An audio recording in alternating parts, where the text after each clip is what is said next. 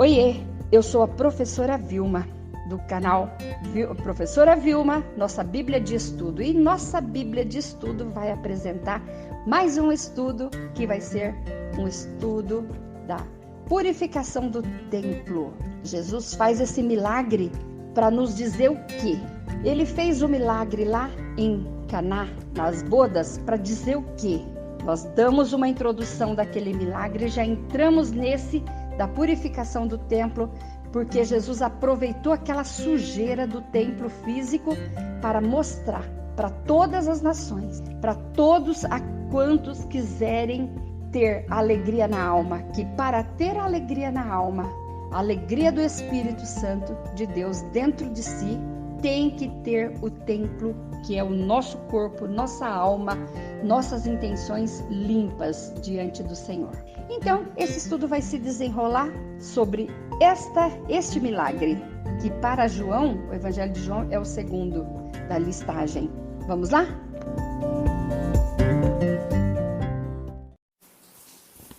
Jesus purifica o templo do Senhor. Esse estudo pertence a uma playlist do meu canal no YouTube, onde está escrito lá, Estudos do Evangelho de João. E nós estamos fazendo capítulo 1, capítulo 2, hoje estamos no capítulo 2, versos 13 a 25. Então vamos ver a purificação do templo. Eu estou gravando esse estudo e lá fora está uma chuvinha maravilhosa, uma calmaria muito boa. Bom, vamos lá? Ao realizar o milagre nas bodas de Caná, Jesus mostrou a dor do coração do Pai, que é o noivo naquela situação, por causa da nação de Israel, que simbolizava a noiva, que não lhe servia com alegria. O milagre em Caná vai muito além de um simples relacionamento entre aquele casal, homem e mulher, mas mostra o relacionamento entre Deus, o Todo-Poderoso, e a sua noiva, a nação de Israel. E era isso que Jesus aproveitou para mostrar que o relacionamento entre a nação de Israel e Deus estava truncado, estava triste, faltava alegria. Ali Jesus mostrou que nas bodas de Caná, naquela festa de casamento, não havia alegria, item importantíssimo do relacionamento. Segundo, o vinho acabou.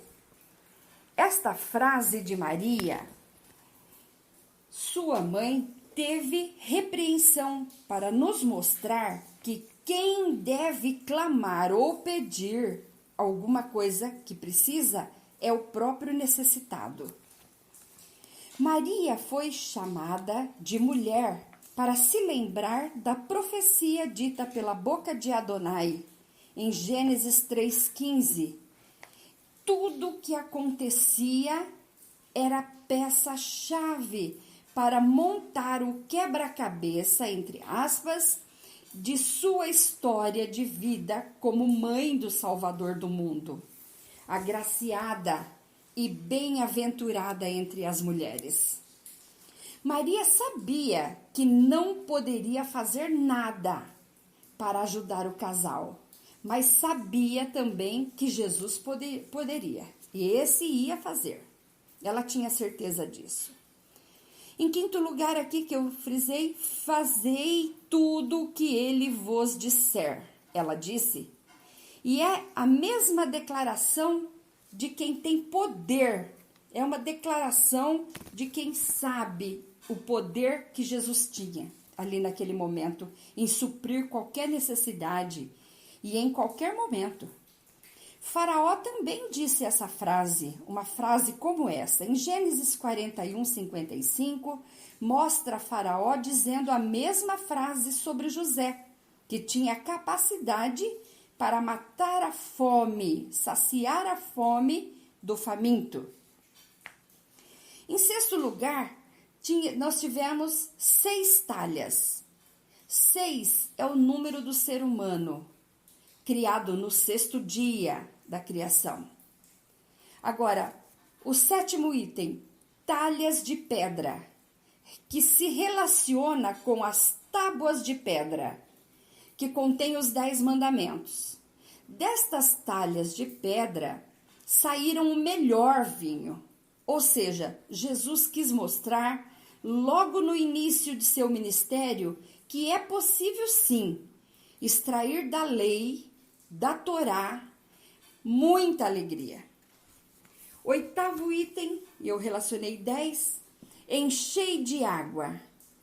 A água representa a palavra de Deus, que limpa, purifica e traz alegria para a alma sedenta.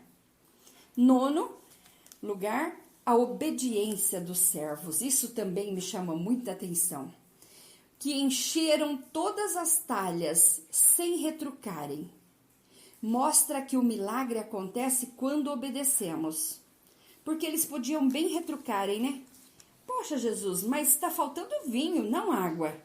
Então, em 10º lugar, a cor do vinho também nos chama a atenção naquele milagre em bodas de Caná, porque a cor do vinho é o símbolo do seu sangue, que seria derramado quando chegasse a sua hora. Em todo esse relato está no vídeo anterior a este.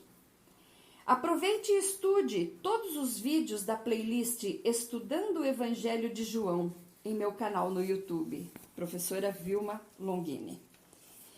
Bom, então vamos continuar. Após ter realizado o primeiro milagre, há 4 paredes para ensinar o que eu acabei de relatar. Jesus vai a Jerusalém para festejar Hag Pessah, ou a festa de Páscoa, e quando chega no templo, encontra-o todo sujo, e chega a hora de realizar a primeira obra pública, o 2º milagre, a purificação do templo. O milagre anterior teve a intenção de ensinar crentes. Agora, Jesus abre a porta da maior universidade para ensinar a todos quantos quiserem. E neste primeiro ensino público, ele vai mostrar que para haver uma bela festa espiritual, é preciso limpar e purificar o templo. Jesus é o mestre dos mestres e aproveita a sujeira do templo físico para mostrar como o templo, nosso corpo, nossa alma, precisa estar para receber a alegria do céu. O pecado ao qual convivemos muitos e muitos anos sujou e muito nossa alma, nosso templo, nosso corpo, e precisamos fazer uma limpeza. Como? Pedindo perdão de todos os pecados. Por quê? Porque nós pecamos quando prometemos alguma coisa e não cumprimos. Pecamos quando saiu de nossa boca ofensa e palavras torpes na hora da raiva. Pecamos quando deixamos de cumprir os mandamentos de Deus. Pecamos quando tivemos oportunidade de fazer o bem e não fizemos. Enfim, nesta aula, o mestre nos ensina que precisamos limpar o nosso templo, se quisermos que haja uma festa maravilhosa espiritual. Porque Deus é santo e não compactua com sujeira, com pecado. Aí, João, no capítulo 2, verso 13 e 14, diz: E estava próxima a Páscoa dos judeus, e Jesus subiu a Jerusalém. E achou no templo os que vendiam bois e ovelhas e pombos, e os cambiadores assentados. Esta cena, nos evangelhos sinóticos, é citada no final do ministério. Por exemplo, em Marcos, ela se encontra no capítulo 11, do verso 15 a 18. No Evangelho de Lucas, essa cena se encontra no capítulo 19, versos 45 a 48. No Evangelho de Mateus, essa cena se encontra no capítulo 21, versos 12 a 17.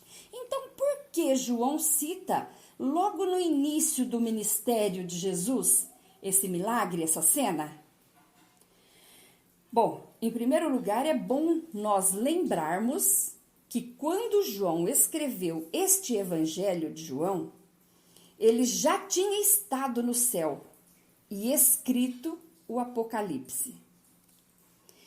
Para a Hag Pessah, ou a festa da Páscoa, tudo tinha que estar limpo e a festa da Páscoa estava para acontecer.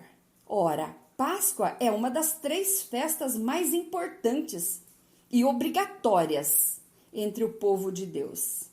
50 dias depois, aconteceria a festa de Pentecostes e, por último, a festa das cabanas, que em nossas Bíblias está escrita como tabernáculos, mas não é, festa das cabanas.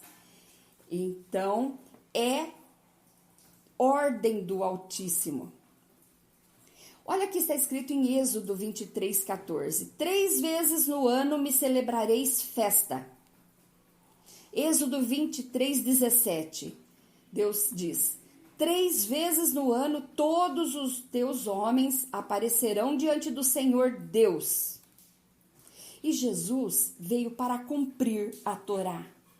No entanto, encontrou o templo na maior sujeira provocada pelos cambistas, que eram apoiados pelos sacerdotes e dirigentes cobiçosos, que para não abrir mão das altas comissões, deixavam que fizessem o que queriam com o local sagrado.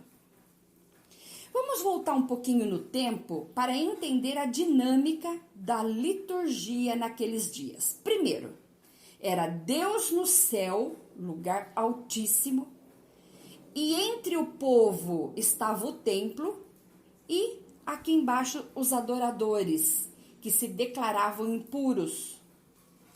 Estes viajavam por muitos quilômetros para levar seu sacrifício. Então era Deus, o templo e o pecador, que precisava se limpar de seus pecados. Um milagre está para acontecer, exatamente para mostrar àquela religião pesada que o perdão dos pecados e a salvação é de graça e não é apenas para judeus, escribas e fariseus, mas é para todas as nações, como já foi dito pelo profeta Isaías. Olha o que disse Isaías. Isaías 56, versos 6 e 7. E aos filhos dos estrangeiros que se unirem ao Senhor para o servirem e para amarem o nome do Senhor e para serem seus servos, todos os que guardarem o sábado, não o profanando, e os que abraçarem a minha aliança, também os levarei ao meu santo monte e os alegrarei na minha casa de oração. Os seus holocaustos e os seus sacrifícios serão aceitos no meu altar, porque a minha casa será chamada casa de oração para todos os povos. Olha que lindo! E Jesus, agora então, vendo aquela sujeira, prepara um chicote e escorraça os mentirosos vendilhões. Olha o que está em Lucas 19:45. E entrando no templo, começou a expulsar todos os que nele vendiam e compravam. Mateus 21:13. E disse-lhes, está escrito, a minha casa será chamada casa de oração. Estava escrito no profeta Isaías, acabamos de ver agora. Mas vós a tendes convertido em covil de ladrões. Em João 2, capítulo 2, verso 15 e 16, diz: E tendo feito um chicote de cordéis, lançou todos fora do templo, também os bois e ovelhas, e espalhou o dinheiro dos cambiadores, e derrubou as mesas. E disse aos que vendiam pombos: Tirai daqui estes, e não façais da casa de meu pai casa de vendas. Lucas 19:46 diz: Dizendo-lhes: Está escrito, a minha casa é casa de oração, mas vós fizestes dela covil de salteadores.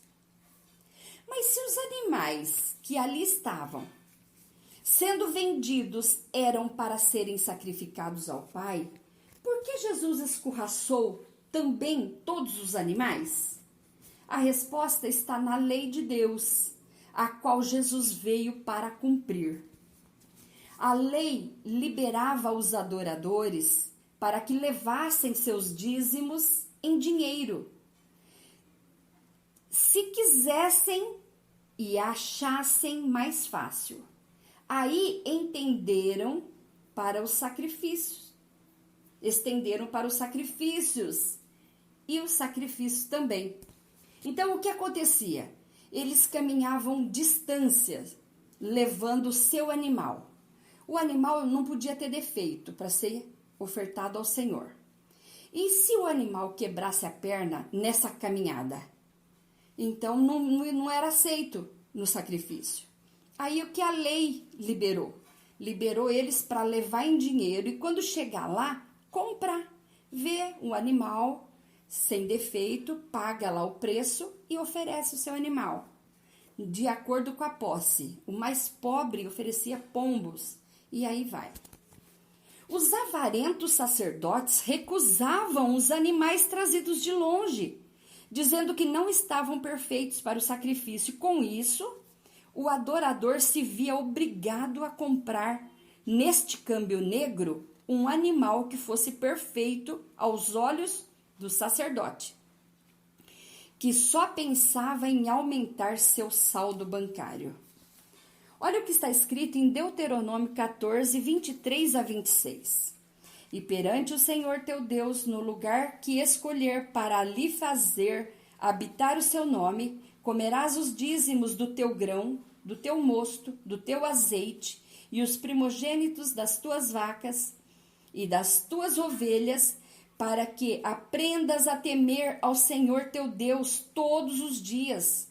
E quando o caminho te for tão comprido que os não possas levar, por estar longe de ti o lugar que escolher o Senhor teu Deus, para ali pôr o seu nome, quando o Senhor teu Deus te tiver abençoado, então vende-os e ata o dinheiro na tua mão e vai ao lugar que escolher o Senhor teu Deus, e aquele dinheiro darás por tudo o que escolher e deseja a tua alma, por vacas, por ovelhas, por vinho, por bebida forte, e por tudo o que te pedir a tua alma. Come-o ali perante o Senhor teu Deus, e alegra-te, tu e a tua casa. Os sacerdotes cobravam o imposto do templo. Isso está em Mateus 17, 24. Eles já pagavam anualmente o imposto do templo, que cada judeu acima de 20 anos deveria pagar anualmente. Além de exigir que comprassem animais de seus criadouros para sacrifício. E olha, era uma coisa tão terrível a avareza deles, que muitos animais chegavam em perfeita condição, pronto para ser sacrificado, mas o sacerdote recusava, comprava esse animal a bagatela, mandava lá para os seus pastos e depois vendia esse mesmo animal para um outro que iria sacrificar, um outro adorador. Então estava um câmbio negro, avarento, e Jesus precisava pôr um fim naquilo. Ok, então, Eles podiam chegar e já ir comprando o animal à altura de suas posses? Não, não podiam, porque eles não aceitavam dinheiro do estrangeiro. Então, pessoas vinham de outras nações com o dinheiro daquela nação e parava para comprar, já ia direto comprando? Não, passa primeiro pelo câmbio, troca o dinheiro, que já corria já juros, já era para ganhar dinheiro. Exigiam troca de moedas com cambistas que, logicamente, cobravam altas taxas nesse mercado negro. E ele não tinha outra saída. Pagava, trocava o dinheiro e depois ainda ia pagar caro pelo animal. Assim, não se havia desejo de facilitar a vida dos peregrinos, mas de engordar seus saldos bancários, e a casa de Deus estava sendo profanada.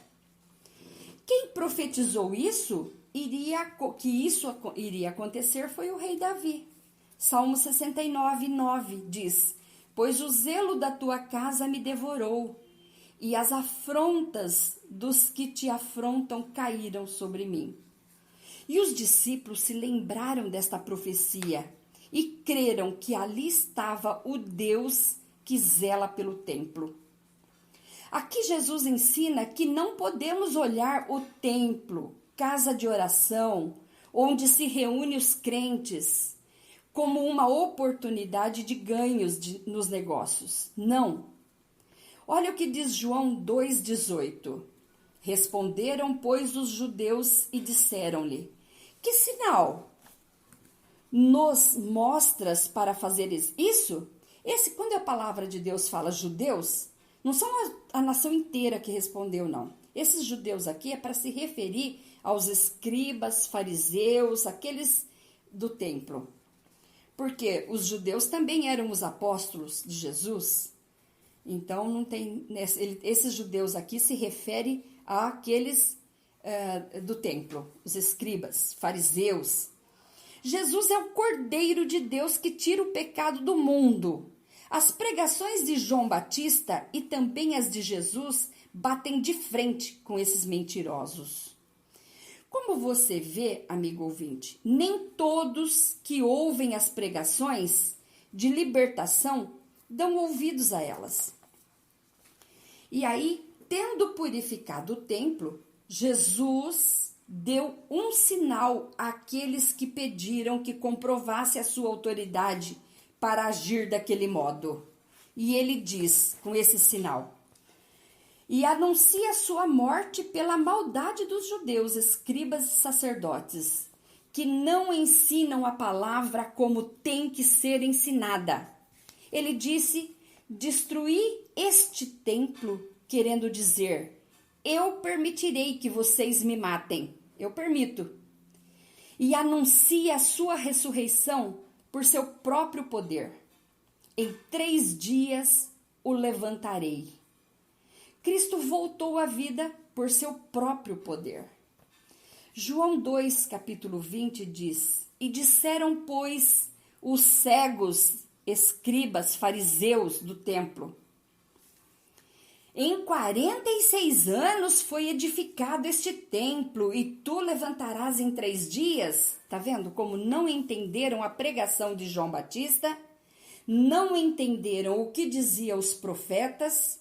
Não entendeu a Torá, porque a Torá vinha anunciando que viria um Salvador, o Messias, Yeshua HaMashiach, que iria se levantar. Então, eles não entenderam, não aprendiam, por isso, talvez não ensinavam as pessoas corretamente. Os homens se equivocaram quando entenderam literalmente aquilo que nas Escrituras deve ser entendido como linguagem figurada. Quando Jesus ressuscitou dentre os mortos, os discípulos se lembraram de que havia dito isso. O evangelista João, também discípulo de Jesus, usa de várias figuras para enfatizar a morte de Cristo por nós.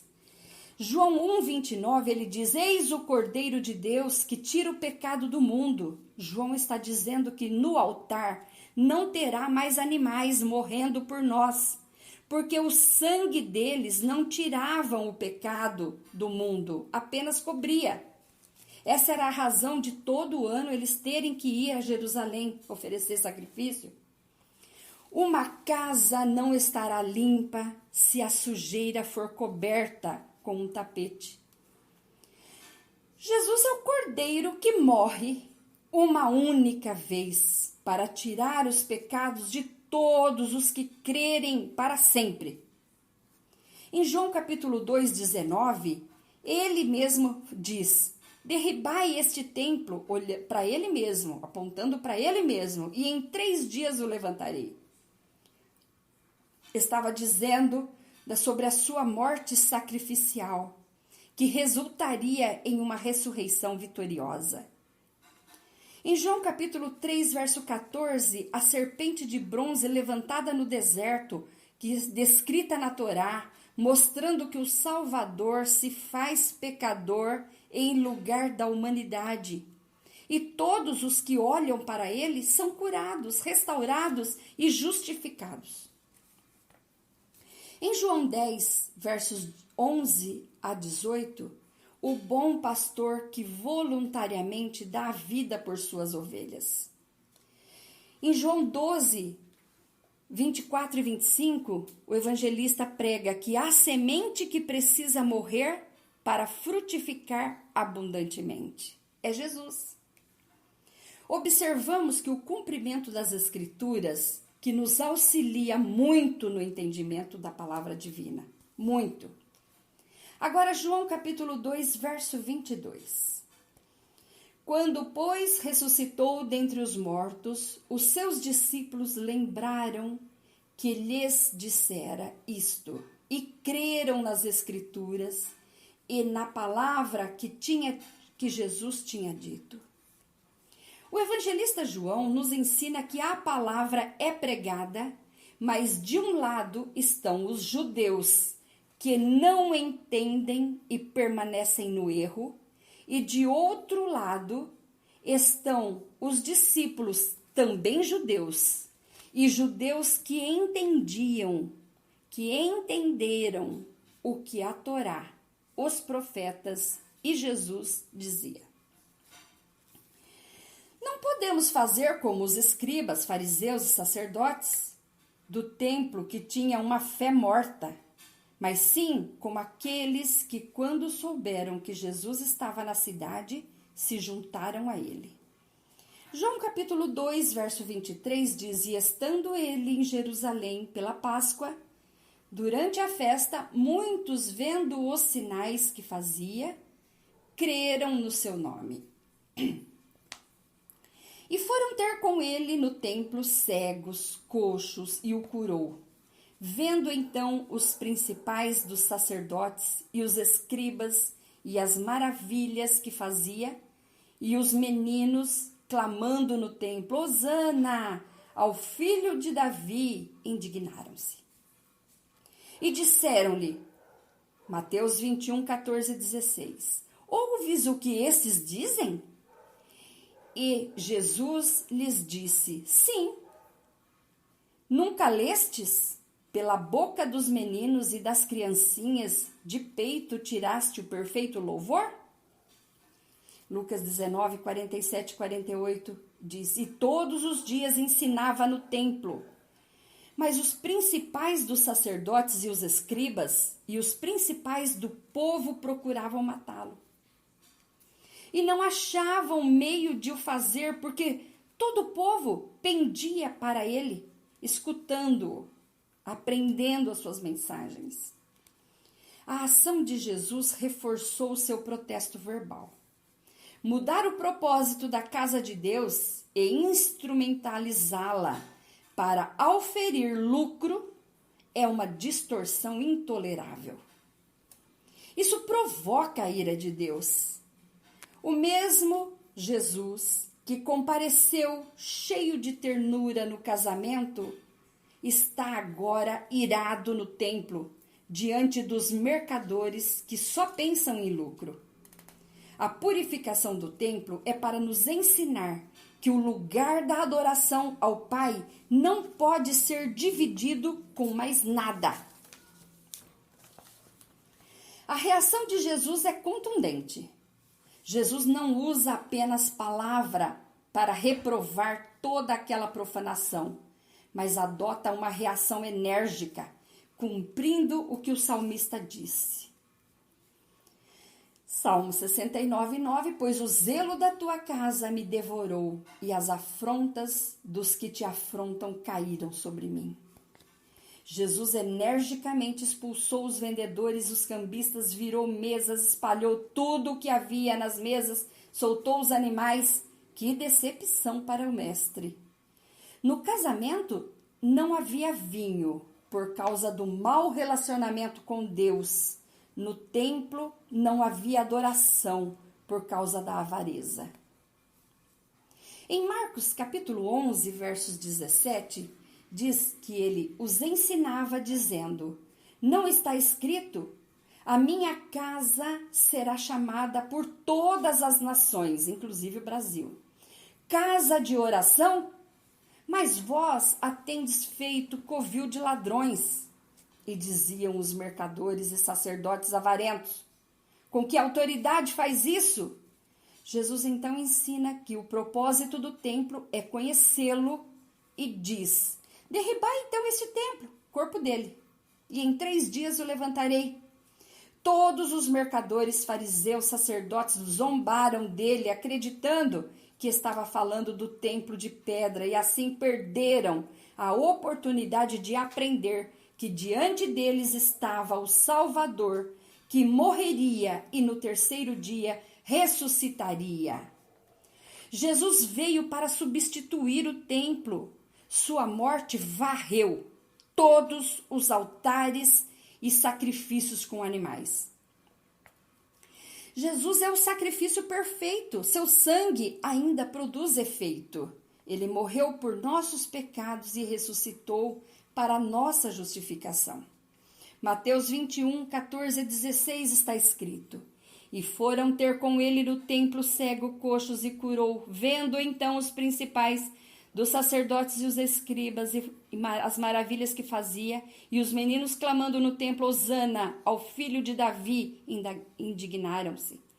E disseram-lhe: ouves o que estes dizem? E Jesus disse-lhe: sim, nunca leste pela boca dos meninos e das criancinhas de peito tiraste o perfeito louvor? Mateus 21, 14 diz: e foram ter com ele no templo cego, coxo, e Jesus curou todos.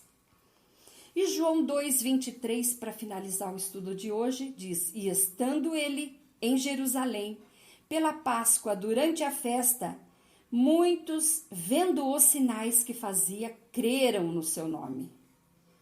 E você, amado ouvinte, creu em Jesus Cristo? Você crê em Jesus Cristo? Creia para estar seguro. Na agenda de Jesus, não há espaço para festejar Na agenda de Jesus, há espaço para festas e as alegrias desta vida. Então, na agenda de Jesus tem espaço para alegrarmos e festejarmos as alegrias desta vida abundante que Ele nos dá. Também tem espaço para aprendermos grandes verdades contidas nas Escrituras. E Escrituras, você sabe, é Torá, que é os 5 livros, profetas, a Torá e os profetas. Então, essa é a Escritura. As Escrituras. Por isso que Jesus dizia: está escrito. Estava escrito aonde? Não tinha ainda Novo Testamento. Ele é a nova aliança. Só tinha os escritos do Primeiro Testamento. E na agenda de Jesus tem cura para todas as enfermidades. No casamento, Jesus exerceu misericórdia.